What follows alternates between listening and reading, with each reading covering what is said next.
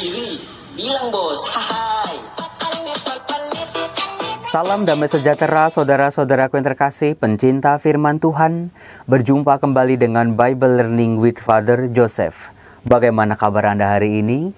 Saya sangat berharap semua sahabat Bible Learning, penonton yang setia, senantiasa memperoleh sukacita, wajah yang berseri-seri, karena kebaikan mengalir dari dalam hati kita.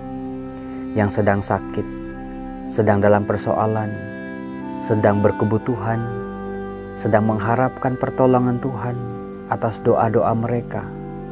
Yang sakit hati sehingga sulit mengampuni, satu persatu dibantu dan ditolong oleh kuasa Allah, disembuhkan dan dipulihkan, dan memperoleh keselamatan dalam nama Yesus. Mengalir pertolongan Tuhan dalam hidup kami saat ini. Tuhan yang kami percayai, Tuhan yang mampu mengangkat kami dari lembah-lembah keterpurukan ini. Amin. Saudaraku, sebelum Anda melanjutkan video ini, silakan alangkah baiknya Anda memberi like, komen, dan juga share. Hanya dengan 3 hal itu, video-video di channel YouTube Bible Learning ini bisa berkembang sampai sejauh ini. Maka terima kasih untuk semua partisipasi Anda, sekecil apapun, berapa kali pun, pasti sangat berarti bagi pewartaan Sabda Tuhan di media sosial ini.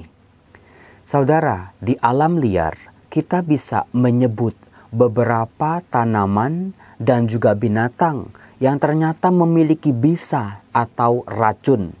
Misalnya, ada beberapa jenis tanaman yang buahnya kalau kita makan bisa sangat membahayakan karena beracun.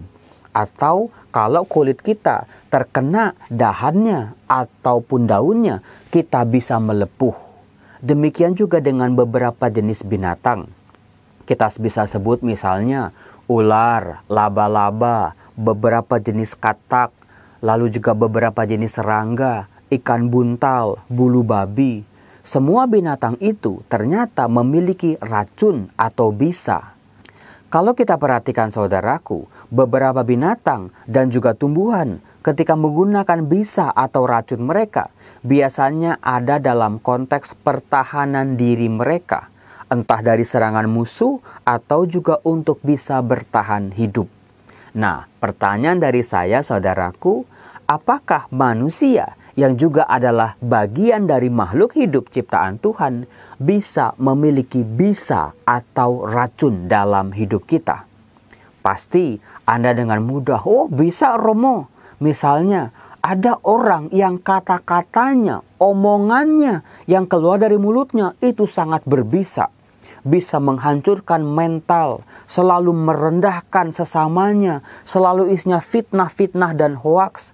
Dan pada akhirnya bisa menimbulkan sakit hati. Belum lagi ditambah dengan sikap, karakter, pembawaan, atau perlakuan kita terhadap sesama. Bisa-bisa sesama kita mengalami luka atau sakit hati. Kalau hanya sekedar berdarah, itu gampang dicari obatnya. Tinggal dikasih betadine, dikasih Hansaplast, selesai. Tinggal tunggu waktu. Tetapi kalau yang namanya sakit hati saudaraku, itu sudah lain cerita. Susah sekali dicari obatnya. Butuh waktu yang panjang. Bahkan banyak dari kita yang tidak pernah sembuh sampai saat ini. Luka itu masih menganga dalam hati kita atau ditutup dengan aneka macam perasaan-perasaan yang lain yang sebetulnya tidak menyembuhkan tapi hanya menutupi. Hati-hati, tinggal tunggu waktu, luka itu akan berdarah lagi dan akan sakit lagi. Nah, saudara-saudaraku, dalam video ini saya akan mengajak kita semua untuk mengolah sebetulnya apa sih akar dari semuanya, mengapa manusia bisa berkata-kata yang jahat, berkata-kata yang menyakiti, bisa berlaku jahat dan juga sangat menghancurkan orang-orang di sekitarnya. Salah satu akarnya adalah iri hati. Kalau kita membaca kitab suci saudara-saudaraku, sejak kitab Kejadian, kita bisa melihat kisah antara Kain dan Habel. Bagaimana Kain akhirnya membunuh Habel hanya karena iri hati. Kisahnya saya bacakan supaya Anda bisa mengingat kembali. Di Kejadian bab 4, setelah persembahan Habel diterima oleh Tuhan, sementara persembahan Kain ditolak oleh Tuhan, dikatakan begini di ayat 5. Lalu hati Kain menjadi sangat panas dan mukanya muram. Firman Tuhan kepada Kain, "Mengapa hatimu panas dan mukamu muram? Apakah mukamu tidak akan berseri jika engkau berbuat baik? Tetapi jika engkau tidak berbuat baik, dosa sudah mengintip di depan pintu. Ia sangat menggoda engkau, tetapi engkau harus berkuasa atasnya." Kata Kain kepada Habel adiknya, "Marilah kita pergi ke padang." Ketika mereka ada di padang, tiba-tiba Kain memukul Habel, adiknya itu, lalu membunuh dia. Saudara-saudaraku yang terkasih, dari kisah Kain dan Habel ini, kita bisa belajar banyak hal. Bahwa yang namanya sakit hati, iri hati, marah, kecewa, kita manusia harus bisa menguasai semua perasaan-perasaan itu. Yang akan menjadi persoalan yang serius adalah ketika justru pikiran, perasaan, kata-kata, tindakan dan sikap kita malah dikuasai oleh perasaan-perasaan marah, sakit hati, iri dan kecewa itu. Tuhan tadi mengatakan Kain harus menguasai semua perasaan-perasaan itu. Pesan Tuhan kepada Kain juga adalah pesan buat saya dan juga buat kita semua. Yang menarik juga untuk dibahas, tadi dikatakan wajah Kain menjadi muram karena hatinya panas.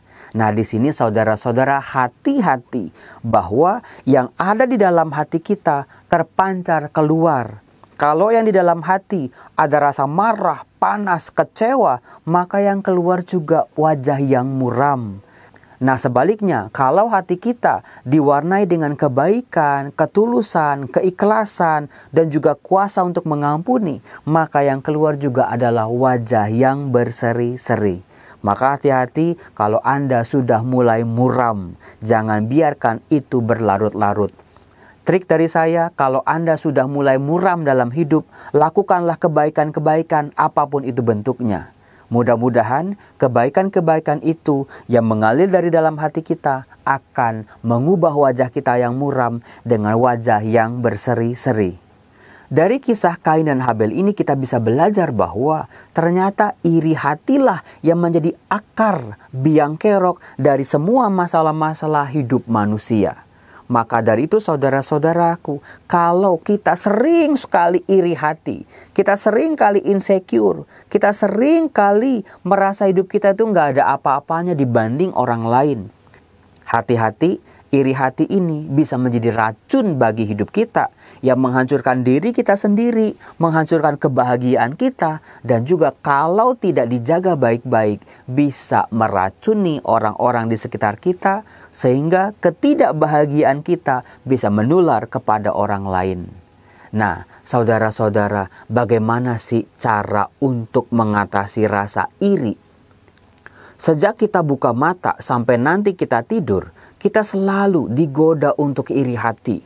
Contohnya, ketika kita berangkat kerja, melewati perumahan yang elit, kita lihat kiri kanan, waduh rumahnya gedong-gedong, bertingkat, bagus-bagus, parkirannya luas, lebih gede daripada rumah kita misalnya.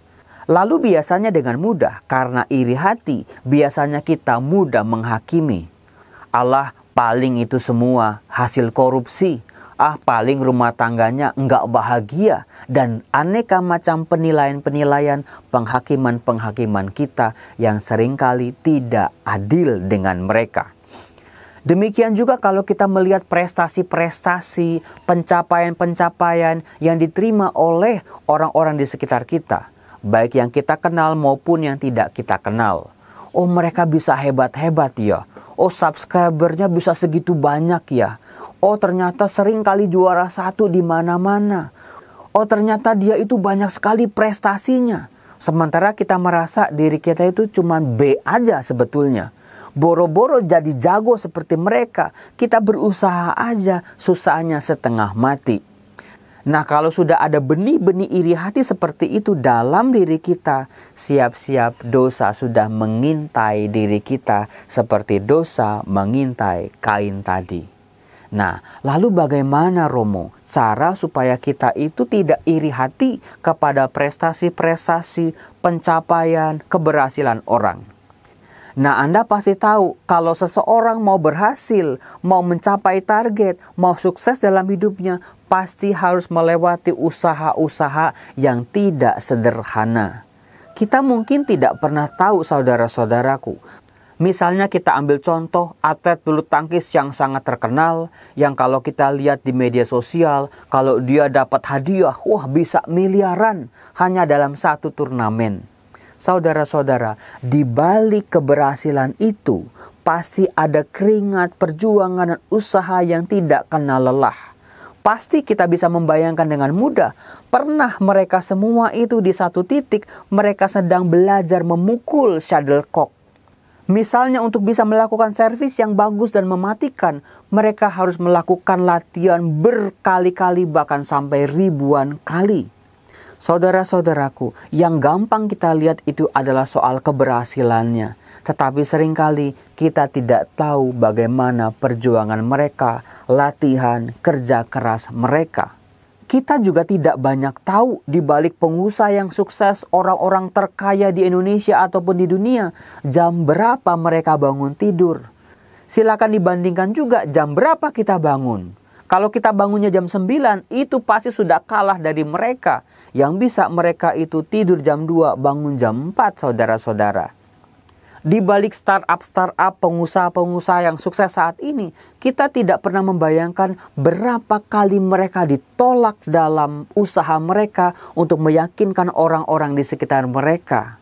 Semua kerja keras, keringat, pengorbanan, penolakan, sakit hati, perjuangan mereka-mereka yang sukses seringkali tidak banyak diketahui oleh publik. Maka dari itu trik kedua dari saya, saudara-saudaraku, jangan mudah mengeluh, jangan mudah umbar-umbar di media sosial tentang perjuangan kita, tentang kesulitan kita saat ini. Nanti ceritainnya kalau kita sudah sukses. Nah, saudara-saudaraku, hal ini berlaku bukan hanya bagi orang-orang sukses, olahragawan, ataupun pengusaha. Kita bisa belajar dari tokoh-tokoh hebat dalam kitab suci. Misalnya, ada Abraham, Ishak, Yakub, Yusuf, ada Musa, Harun, Yosua, Raja Daud, Raja Salomo, nabi-nabi, para murid Yesus, Petrus, Thomas, Yakobus, dan teman-temannya, dan juga Paulus. Kita bisa melihat sebelum mereka menjadi tokoh iman yang luar biasa dan unggul ini, mereka juga pernah mengalami di posisi mereka bukan siapa-siapa. Kadang-kadang mereka juga jatuh dan juga gagal. Mereka harus terus berusaha dan berusaha lagi. Sampai mereka pada akhirnya bisa bertumbuh dan berkembang keluar sebagai pemenang dalam iman mereka. Nah, saudaraku, sebagai kesimpulan, saya mau memberikan trik saya yang ketiga. Ternyata dalam hidup ini, entah dalam bidang bisnis, dalam bidang rohaniwan, dalam hidup keberagamaan, ternyata bukan tentang siapa yang paling hebat, bukan siapa yang paling kuat, siapa yang nomor satu, siapa yang juara, siapa yang paling kaya. Bukan itu semua, tetapi tentang siapa yang paling konsisten dalam perjuangan hidup mereka. Ternyata mereka yang terbukti paling konsisten, mereka yang paling unggul. Maka dari itu saudara-saudara, kenali diri Anda, sisi-sisi positif Anda, talenta-talenta Anda semua, lalu konsisten dengan apa yang Anda perjuangkan. Hal-hal yang baik yang sudah Tuhan berikan kepada kita semua, kembangkan itu dalam satu kata, konsisten. Dan Tuhan pasti akan menyertai. Salam kasih, semoga kita semua bisa bertumbuh dalam iman kita dan juga setiap perjuangan kita. Tuhan Yesus memberkati. Amin. Salam.